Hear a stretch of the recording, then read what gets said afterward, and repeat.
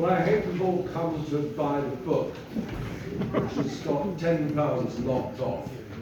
So I think you need to buy it. And I'm going to explain why. This is a moment, Michael, where is Michael? Why is he hiding in the back? This is a moment to confirm what we already knew, that Michael's monumental achievements are displayed as much in his drawings as in his sculpture. I defy anyone here to choose between them. And the importance of this book is that it demonstrates the truth of what he tells us. The drawing is the foundation of my particular way of working. If I couldn't draw, I couldn't do what I do. It would not be possible. So what does he do? What makes him tower over us with the monumentality of his work and the mountain of his personality? These drawings, these sculptures that emerge so vividly from these drawings, tell us so much about him and about his beliefs. That is perhaps why they infuriate us, inspire us, disturb us, and above all, move us. They're about war, life, death, despair, and a determination to go on in the middle of its destruction. Consider his series on the then eruption back in the early 1980s of Mount St. Helens, painted in 4 watercolor diptychs, an apocalypse in Langue du Chien. Perhaps what stirs us so much when we look at these drawings is that however brutal the subject matter, the Iraq triptych of a British soldier beating a hooded and defenseless prisoner, the F-16 in From the Sky, the buildings, and he did want at one stage to be an architect, bombed to destruction in his hymns, ancient and modern. However despairingly cruel the subject matter, there's a delicacy, a beauty in the precision, a grace in the wonderful variety of light and dark he achieves with his brush and his Japanese ink. This shouldn't surprise us. He cares about drawing. He understands its importance. He works at the line. He tells us, I now believe that sculpture's all about being able to draw. If you can't draw, you have no idea of proportion. Since the 1970s, he says, I've worked endlessly to improve and refine my drawing. I think the removal of drawing from the art school syllabus an absolute disgrace, a tragedy. And then he ends, so typical of Michael, of his Seafarers Memorial to the International Maritime Organization on the Albert Embankment. This piece, if I may say so, is very well drawn. He never sells himself short, and thus he never sells us short.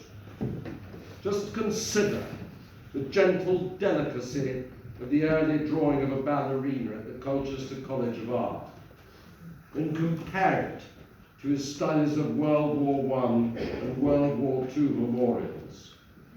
He can draw such detail in the weapons of mass destruction, learnt from his time in the armory doing national service in the 49th Royal Field Artillery Regiment, and, you might have guessed, posted to a battery called Tombs Troop. And such memorial drawings are heart-stoppingly graceful too, though the subject fills us with sorrow. Michael is not one to mince his words, and he doesn't mince his sculpture, and he doesn't mince his drawings. He doesn't spare us from the pornography of war, the sight of the heads of children carried by an F-16 pilot, or a father with a blooded daughter in his arms. His anger is monumental, and he carries it through to his drawings in a way that is almost impossible to bear, but only almost. It isn't impossible, and that's why they're so remarkable. Anger, as we all know, usually blinds vision and understanding. It clouds the judgment, but not Michael's. The integrity of that anger shines through these drawings. It's not about whether you agree with him or not. Now, I suggest you'd be very odd indeed if you did agree with everything Michael says or does. It's about how he uses that anger to create this body of work so that we can gasp and we can weep and not just turn away. And when you do not turn away, and when you read this book, as you must, you get some idea of what Michael is about, not just in the chronology, but in his belief. The chronology is, of course, important. It explains that insularity that is so fundamental in his work. The artist against the world, not born on the Isle of Man, but spending his childhood there, breathing the same air as Schwitter's, interned in the nearby Hutchinson camp, and surrounded by the grey seas with grey U-boats that you can sense in his bunker in the moonlight, and see with bow and stern emerging from the glass in U-boat in a glass case monument. It's no accident that some of his greatest work is on an island, on the Isle of Man, the Viking, and the memorial to the Lifeboat Institution. The bronze cenotaph with the inset relief showing Sir William Hillary, the Manxman standing in the stern, who founded the first lifeboat service. Or in Malta, the Malta Siege Bell Memorial, and the drawings of the memorial to Operation Pedestal, the convoy which saved Malta. And shame on you, Great Britain, that you don't have a stamp. The Isle of Man has a stamp, and stamps dedicated to Michael. Malta has stamps dedicated to Michael, and why can't we have them here? Yes, so much of this work demonstrates why the making of memorials, whether as sculpture or as drawings, forms so vital part of his work. His work, he says, is about time and memory. He also says it's about sex and death. But he says the concept of a nation is based on memory. History is always subject to review. Memory is far more important, and that is why memorials are important. If you disrespect death, you disrespect life. And if you disrespect life, what is the point of living? You say that your work is about sex and death. But Michael, I'm sorry to have to tell you this at a time when we celebrate you in this wonderful book. You failed.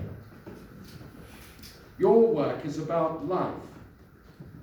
Your drawings, even if they are more death drawings than life drawings, are about humanity and your humanity. If you did not so monumentally care and showed how much you care in your drawings and in your sculpture, then nor would we. And so we should congratulate all those responsible for this book, publishers, you, John Wood, who's edited it, and you, Michael. It's worthy of you, and we congratulate you because you make us, and your drawings compel us to care.